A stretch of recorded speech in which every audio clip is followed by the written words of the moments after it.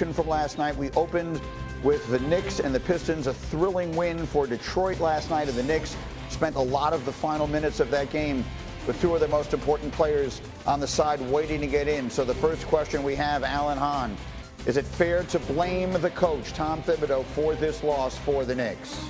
I'm going to say no, it's not fair to blame the coach for the loss because there's a lot of reasons why they lost while we're watching Tyrese Halliburton. Yeah, that's obviously the wrong. That's the Indiana game which we just talked about a moment ago on your screen. This is the point, is the Knicks here last night. Leaving them on the sideline, of course, is something that is maddening because in that moment you want the best closer in the game on the floor.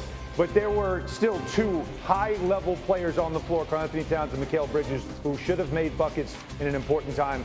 They didn't. So I think there's a lot of shared blame here. Here's the way I look at this. Let's stop down on this for a minute again here, guys. We'll get back to run the floor. But, Matt, bring it out and get Windy back in here and get Monica in here.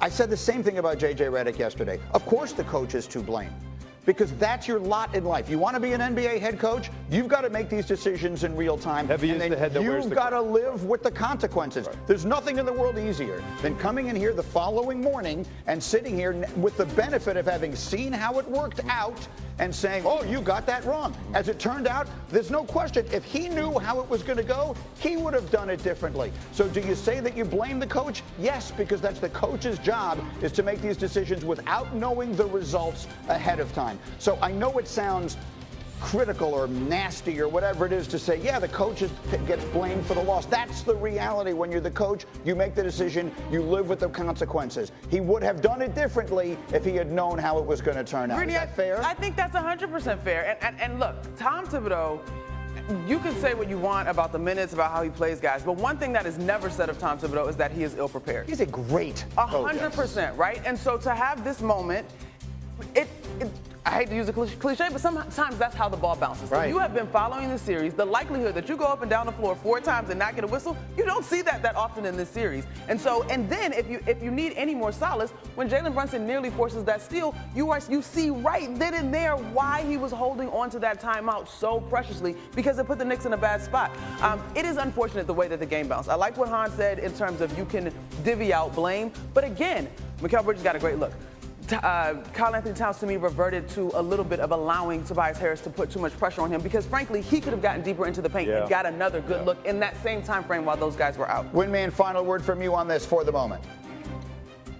Yes, you can second guess any coach in this type of situation. The thing is, Jalen Brunson is such a killer in these exact moments, these 3 possessions. You have to figure he gets at least 1 score, maybe 2, maybe generates. And that's why it's so high leverage, because the reason the Knicks are even in this spot ahead 3-1 is because Brunson gets it done in these spots. That's why it hurts so much. That's why the Knicks fans were crawling out of their skin on the sidelines last night. Yes, I did an essay yesterday here on the show about how Brunson is the most clutch player in the NBA. It had 500,000 views on Twitter yesterday alone. Somehow Tom Thibodeau missed it because he didn't. God, Greeny. That was Hembo's line. I'm kidding. Coach, be mad at Hembo. Don't be mad at me. All right, next stop is L.A. Lakers down 3-1. Speaking of coaches who made decisions that wind up not working out the way they wanted, they will be looking to stave off elimination tonight against Minnesota. By now you know, Game 4, second half, JJ Redick becomes the first coach ever to play the same 5 players for an entire half of a playoff game, at least as back as far as 1998, because that's how far back we can track these things. Yesterday he was asked if he regretted the decision. No, and you know what? Looking back now, what have we scored? 19, 20, 13 in the 4th quarter. You know, it's a trend more so than that. I mean, we missed, our 2 best players missed layups at the rim. You know, it's, I don't think they missed layups because they were tired. All right, Joe Fortenbaugh, our gambling expert, jumps into the conversation as well. But Windy, I start with you. What was your reaction to what we just heard from JJ Redick? Well, he certainly knows his team better than anybody. I don't quite follow the logic because he's talking about how he didn't think fatigue was a factor, but then he's complaining, or pointing out, I should say, that his team is not getting it done in the 4th quarter. I just think those are related. You look at this series, the Lakers have been outscored by 36 points in the 4th quarters of these 4 games. Specifically in games 3 and 4, They got outscored by 10 in Game 3 and 13 in Game 4. To me, that's the difference, and I just think fatigue played a role. He clearly does not trust his bench. He clearly does not trust his starting center. That's not his problem necessarily, but I don't think he can run this back and assume that that it's going to change. He needs to figure out a way to have Luka and LeBron get at least a little bit of a blow, because what they're doing is not working in these fourth quarters.